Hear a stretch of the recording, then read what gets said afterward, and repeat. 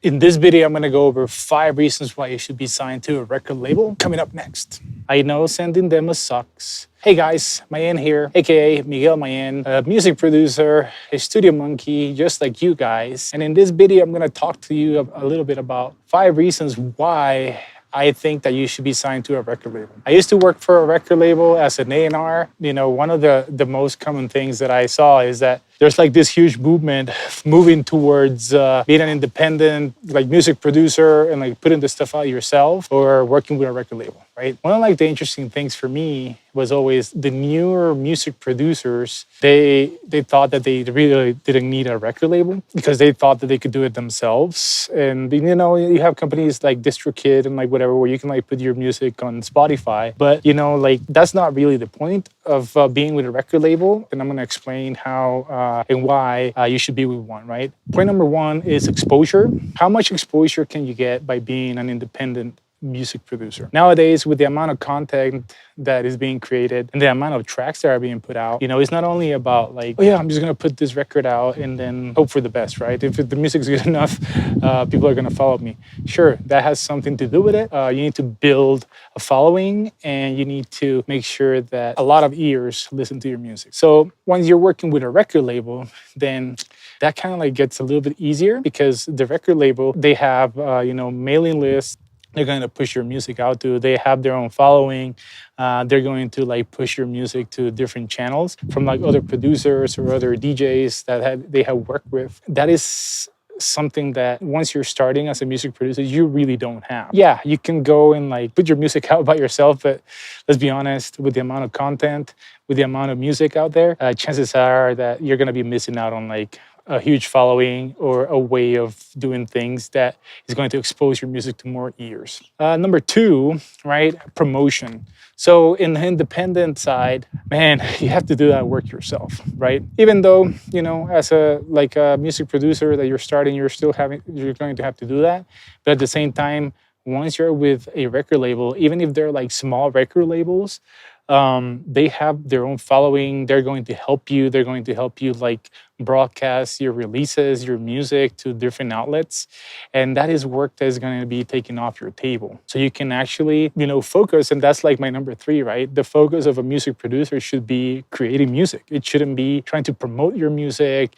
That is something that record labels should be doing for you, right? Helping you out, helping you grow as an artist. The other one, that's gonna be number 4, building that following. You know, you're gonna have to post your social media. You're gonna have to like figure out how to like meet other music producers, you know, go to events, go to shows, you know, try to like meet more people because that's kind of like the only way that you're going to create a following. And then if they like you as a person and like as a music producer, and if your music is good, they're gonna start following you. So that is something that record labels help you with as well. You know, they have their own following already and they're going to try to like get other remixers in your releases. They're going to capture their following and they're going to help you grow with the other remixers followings. You know, it's just a process, right? If you're only putting out, you know, an EP with your music, what would happen if like a remixer comes in and like brings their followers to start following you because he did a remix for you, right? I remember that, you know, I did a remix for Robert Babich, right? And this like ties to like my 5th point, which is networking. But so I did a remix for Robert Babich that I met him in a festival in Guatemala, right? Robert Babich has been in making music since the 80s. He was known as Rob Acid and all this other great stuff, right? But he gave me the opportunity to do a remix.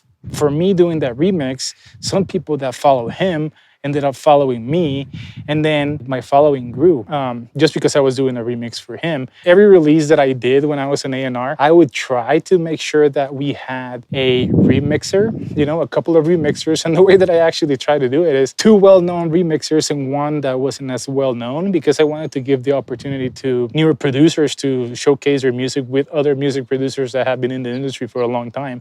So going back to number 5, which is networking, right? Once you're with a record label, So, and you're put out in a release, maybe it's a compilation, then you have like, 10 other artists that are in the same label. Then you get to talk to them through social media. Maybe you can collaborate. I have some really good friends that came through my time as an A&R, and I was like pushing music through like different outlets. And like Ryan Mack, later on he got signed to No Robot Music, and we become good friends. And he lives in the UK, and I live here in Denver. But when we started talking, I lived in Guatemala, and the reason why he started talking to me is because he had a radio show called Noise Vandals, and he liked one of my tracks that came out with Global Underground that was called Clickbox. And then we started talking and all this other stuff, and then I started like pushing him some of the music that the record label that I was working with was putting out. So it was just kind of like one of those things where like like if I was not part of that record label, I would have never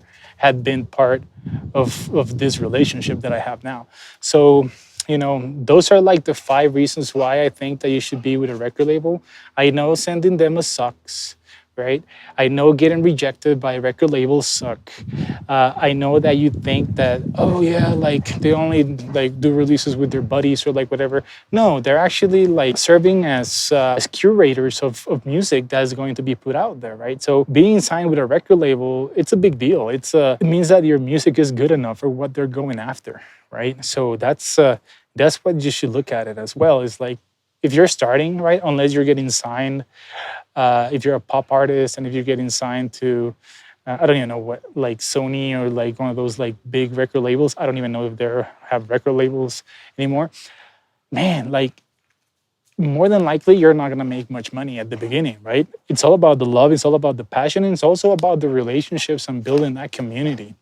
So like to me, I've tried going the independent side, and it's harder. It's you have to do it all by yourself. While when you're working with a record label, they generate videos for you. They push their music to their following. It helps you focus on like what you want to do. That is like like hey, when you're starting as a music producer, I think that you should get all the help that you can get. Then once you hit it big and you have like 3 billion followers, sure, why not? Do it. Go independent, go sell your music. I think that not even like Taylor Swift, I think she pulled her music from Spotify or something like that. And then she has like her own streaming platform, I think. I'm not sure. Yeah, but it's Taylor Swift, right? Let's be honest. Like, I'm not Taylor Swift. I'm not as good looking as she is, but yeah, it's like, I'm not Puff Daddy. I'm not John Digweed, who's been like in the biz for like more than 20 years.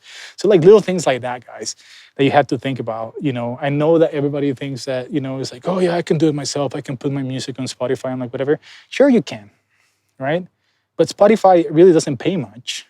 So in order to like get paid from Spotify, and this is not, like saying anything bad about Spotify, but it's like if you have, 500 people that follow you, how many of those are going to actually listen to your music on Spotify, right? The true 1,000, fan like idea, yes, it's great. But then if you're able to fast track it to where you have those 1,000 followers because you're putting music out constantly in different record labels, I think that, that gap, instead of like being huge, it's actually getting smaller and smaller and smaller, where you can actually become your own independent music producer, social media manager, like publisher, and like all this other stuff, guys. That's what I have to say about that. So, peace.